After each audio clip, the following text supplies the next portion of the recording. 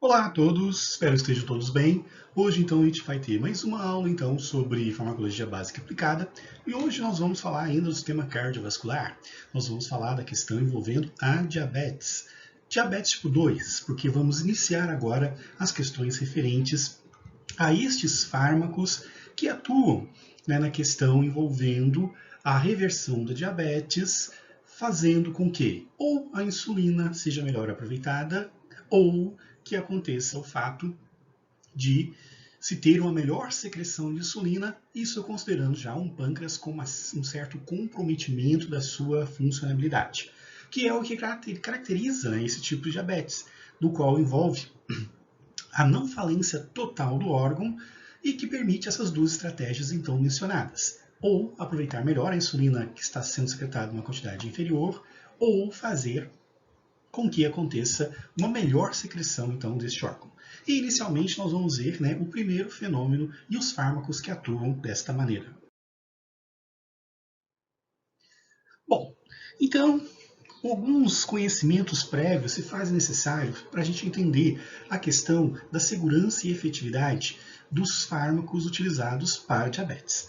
Primeiramente, temos que considerar e relembrar que os medicamentos eles necessitam da via renal para perfeita eliminação.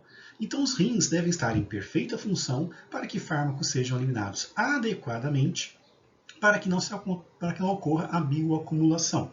Assim também como o fígado precisa estar presente, porque o fígado faz biotransformação, o rim também há essa necessidade, uma vez que ele é o órgão excretor que faz a eliminação de várias substâncias. Mas, caso aconteça um comprometimento das situações, nós vamos ter seriamente o risco de efeitos adversos dose-dependentes, que podem ser graves ou não graves e que a gente precisa ter um olhar clínico em cima disso para evitar que o paciente fique exposto a algum tipo de risco. E, em muitas situações, se o rim estiver comprometido, é necessário que se faça o ajuste de dose daquele medicamento conforme orientações recomendadas por protocolos científicos. Então, por que é importante a gente destacar a questão renal? Porque uma das complicações que acontece na diabetes é justamente a perda da função renal progressiva quando não se tem a normalização da glicemia presente no paciente.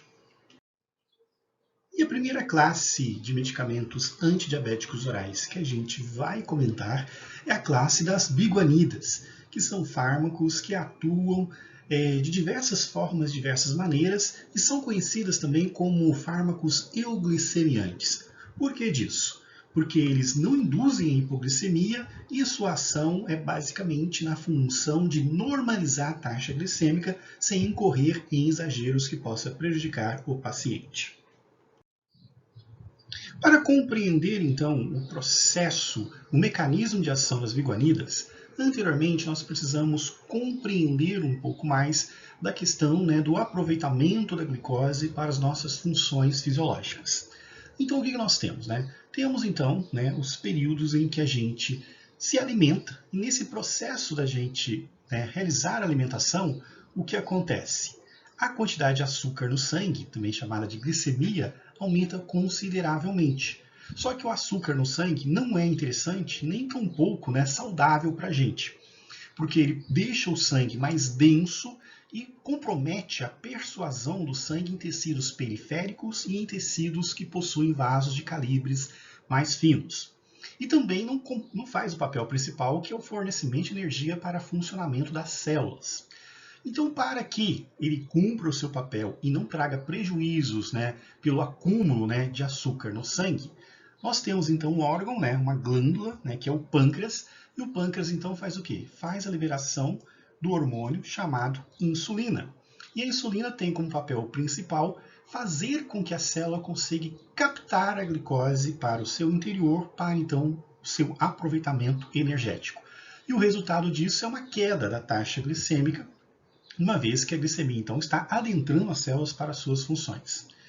Então aqui nesse esquema nós observamos esse sinergismo que existe entre eu ter concentrações de açúcar no meu sangue, que se for excessiva, repito, compromete alguns órgãos, porque o sangue não chega adequadamente, porque o sangue fica muito concentrado e denso, e também a produção, né, no pâncreas da insulina, que vai fazer então com que essa glicose entre nas células. E como que acontece esse processo? Esse processo basicamente envolve, né, a participação do receptor de insulina, no qual ele é constituído de duas subunidades principais, né, a alfa, que encontra na parte externa da membrana, e também a subunidade beta, que se encontra já na parte interna da célula, próximo ao citoplasma.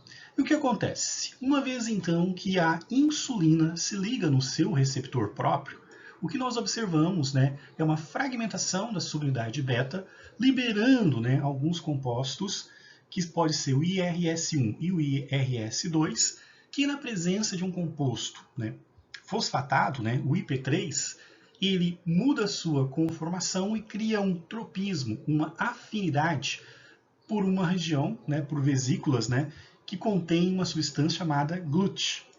E esse GLUT, então, acaba sendo, né, liberado da membrana e faz uma migração para a membrana celular.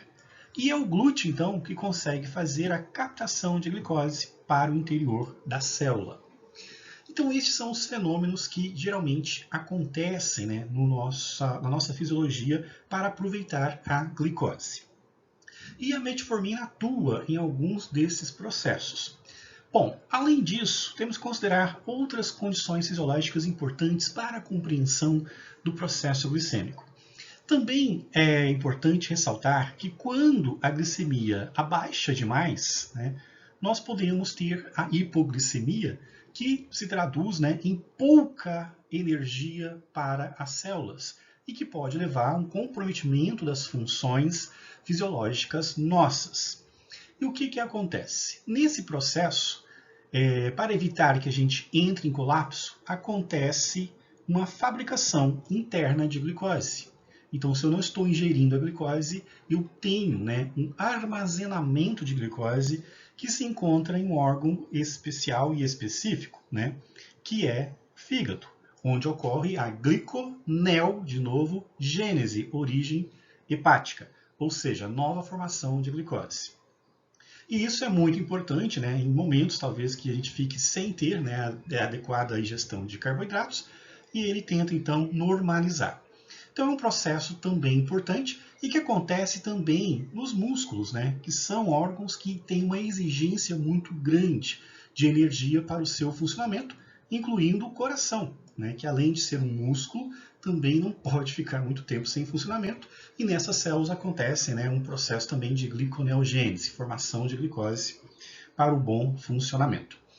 E, né, ressalto novamente que quando não se tem um bom funcionamento da insulina, seja por uma baixa produção no pâncreas, ou seja porque o receptor ficou insensível, num processo que a gente denomina de resistência à insulina, temos então o risco de acumulação de glicose no sangue e isso comprometer a irrigação sanguínea em diversos órgãos e o funcionamento também desses órgãos. Pois então, um dos órgãos que acaba sendo afetado, né, e que merece destaque na questão do tratamento de diabetes é justamente o rim, que eu comentei no início desta aula, que o comentário não foi por acaso, inclusive. Temos hoje muitos pacientes que estão até mesmo em diálise devido a uma diabetes não controlada.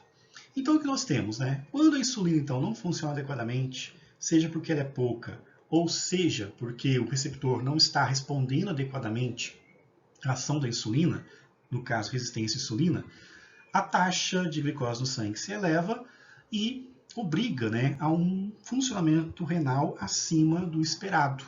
E as concentrações aumentadas superam a taxa de filtração glomerular e compromete a renovação dos néfrons existentes. Então, o que acontece? Né? A gente viu, né, lá na aula de diuréticos, né, que nós temos, né, a unidade funcional, que é o néfron, com seus túbulos contorcidos, suas funções, e cada néfron ele tem uma capacidade de funcionamento e também, né, de suportar um tipo de densidade hídrica. Quando você não tem, né, esta capacidade de eliminar a glicose, o que acaba por acontecer? né, o sangue fica muito concentrado. A glicose, né, tem a tendência de se cristalizar, então você precisa de muito volume, né, de água para diluir. Por isso que o diabético ele tem, né, uma questão muito de urinar, né, até comentei na aula passada, né, que uma das descrições de diabetes, né, refere ao sintoma da urina excessiva, né. E essa capacidade aumentada, né, acaba comprometendo os néfrons e sua renovação, levando, né, uma perda da função renal permanente, que pode levar até mesmo casos de diálise. E não só isso, né? Esse comprometimento, então, que a gente observa, né, onde o rim perde em tamanho, consistência e funcionalidade, também afeta a questão da eliminação de fármacos. Por isso que também mencionei no início da aula esta questão referente, né, à parte cinética, né, que é de eliminação, do qual pacientes que não cuidam do diabetes têm maior risco de bioacumulação de certos fármacos, mesmo com a função hepática funcionando adequadamente, né, porém em decorrência agora de um comprometimento da função renal. Bom, voltando então às biguanidas, né, como que elas atuam então? Né, qual que são os seus mecanismos de ação? Bom, não temos ainda, né, estudos muito conclusivos com relação às suas ações, mas a gente sabe que ela atua da seguinte forma. Ela atua na remoção da glicose no sangue. De que maneira? Aumentando a afinidade da insulina pelo seu receptor. Então, tem pessoas que são diabéticas por resistência à insulina. Quando isso acontece é porque o receptor não está funcionando adequadamente. E uma das ações da biguanida é justamente aumentar essa afinidade, né, da subunidade alfa com a insulina, tornando aquele processo que a gente viu mais eficaz, né, que corresponde à formação do glúteo, o seu translocamento, né, sua migração para a membrana para captar a glicose. Também, né, a biguanida ela reduz a gliconeogênese hepática, né? Então ela acaba diminuindo a produção de glicose no nosso próprio organismo.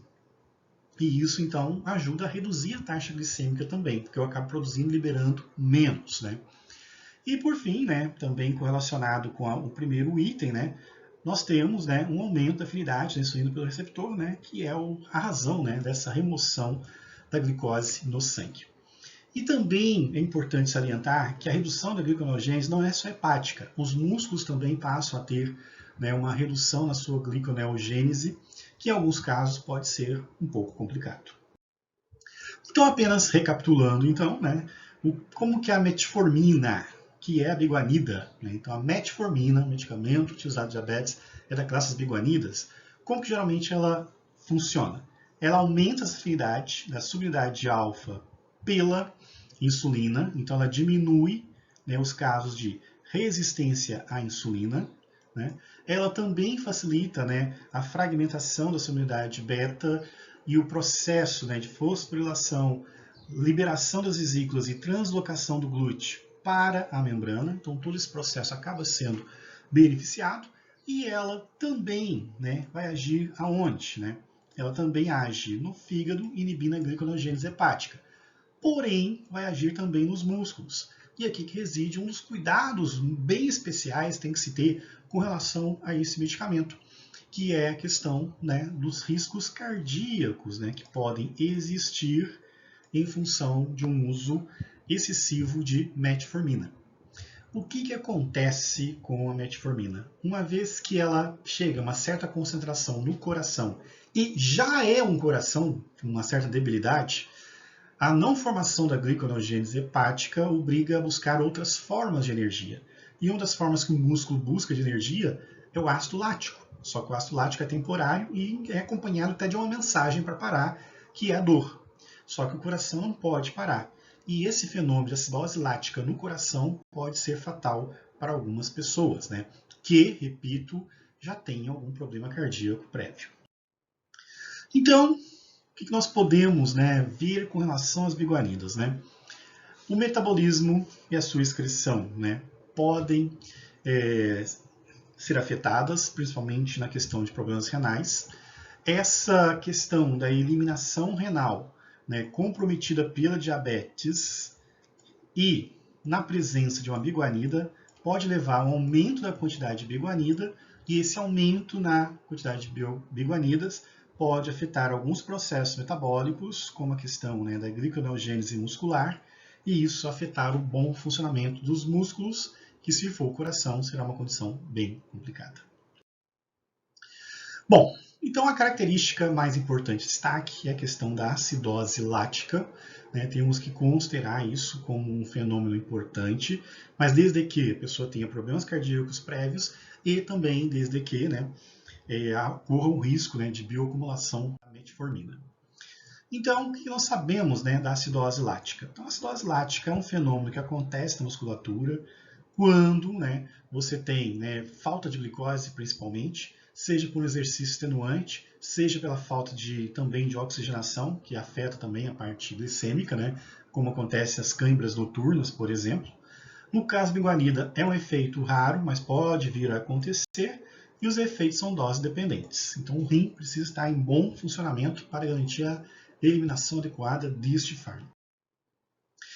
Mas, né, nós temos aí vários estudos, né, não só em adultos, né, como neonatos também, entre outras situações, né, onde você tem a fatalidade, né, desse risco acontecendo.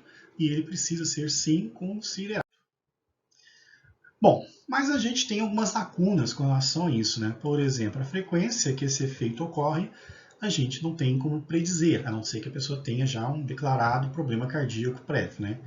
E, claramente, né, os fatores que intervêm. Nós sabemos, né, das doenças prévias do problema renal, mas também pessoas, né, por alguma razão, podem também ser acometidas com algum problema cardíaco. Isso implica que a monitorização deste fármaco também se torna importante e medidas não farmacológicas, como dieta, atividade física, também se tornam essenciais. Bom, então, né, considerando esta problemática, então, né, o que nos alerta a situação, né? Que a gente precisa observar parâmetros como de creatinina, dados de função renal, né, e histórico prévio do paciente para saber, né, o grau de segurança que está se empregando este medicamento. Então, né, as biguanidas, né, são moléculas extremamente simples, né, na sua estrutura química. Uma outra questão importante com relação às biguanidas que merece destaque é o fato delas, né, serem pouco lipofílicas, né, e a absorção não ser por completo. Se você pegar um comprimido de 850 miligramas de metformina, cerca de 500 serão absorvidos, né? E é previsto, né, um déficit, né, de cerca de 350 miligramas, né, que não vai ser absorvido, ficará no trato gastrointestinal por causa, né, da dificuldade de ser absorvido. Então, é uma estratégia que é utilizada, se dá um pouco a mais para garantir um mínimo de absorção. Só que esta pequena quantidade que fica, né, no intestino, ela traz um problema também, né, com relação ao seu uso, que é bastante comum com os usuários de metformina, que é o seguinte, né, quando você tem compostos que têm carbono e hidrogênio, eles são muito, né, úteis, né, para metabolismo bacteriano. Então, o que acaba acontecendo?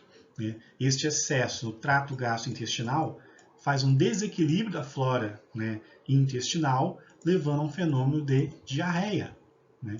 Só que essa diarreia, geralmente, é transitória. 15 dias passa e nunca mais se tem. Né? E as pessoas devem ser encorajadas a continuar o tratamento, mesmo para diarreia. Agora, caso ela seja persistente, né, deve-se considerar a suspensão do uso do medicamento e pensar em alguma outra alternativa. Mas é um detalhe importante também com relação a este uso. Né? Então, temos que considerar, né, todos os riscos existentes com relação a este fármaco, né, e saber observar os parâmetros, né, para que a gente faça, né, a condução correta. Em nível ambulatorial, isso é menos comum de acontecer, mas em nível hospitalar, né, onde o paciente já tem uma certa debilidade cardíaca ou renal, essa monitorização se torna essencial e fundamental. Bom, então, né, a atenção à questão principalmente, né, da acidose lática que pode acontecer e dos riscos cardíacos desses medicamentos. Bom, então assim a gente encerra essa aula então. Então a metformina é um medicamento usado, né, para controle glicêmico, para controle de diabetes tipo 2. É um euglicemiante, raramente vai levar a um caso de hipoglicemia, É um medicamento que atua, né, aumentando a sensibilidade da insulina com seu receptor e melhorando esse fenômeno, além de inibir também a gliconeogênese hepática, né? Porém, as suas ações musculares podem levar, né, à supressão da atividade glicêmica nos músculos, fazendo com que ocorra, né, inclusive, né, a ação do ácido lático como fonte alternativa de energia e temporária, que se for no coração pode trazer, né, graves consequências, principalmente para quem já tem problemas cardíacos prévios, correto? E sempre a necessidade de uma monitorização, sempre monitorar os pacientes, principalmente em nível hospitalar, para evitar novos problemas que aconteçam. E também com a diabetes em si, né, os cuidados que são necessários, né, porque realmente o sangue mais concentrado, além de comprometer os rins, compromete a visão, porque os vasos, né, mais sensíveis e de menor calibre, né, estão na região ocular, então isso leva, né, a perda da visão progressiva. As parestesias, né, que são aqueles formigamentos nos membros, né, mais distantes, é sinal que o sangue não está chegando adequadamente, né? A urina excessiva, a sede excessiva, né? Tudo então leva, né, a situações que podem levar a riscos, né, à saúde do paciente e por isso, né, de suma importância cuidar farmacologicamente e não farmacologicamente da diabetes, ok? Confiram os exercícios deste módulo. Qualquer dúvida é só entrar em contato. Boa atividade!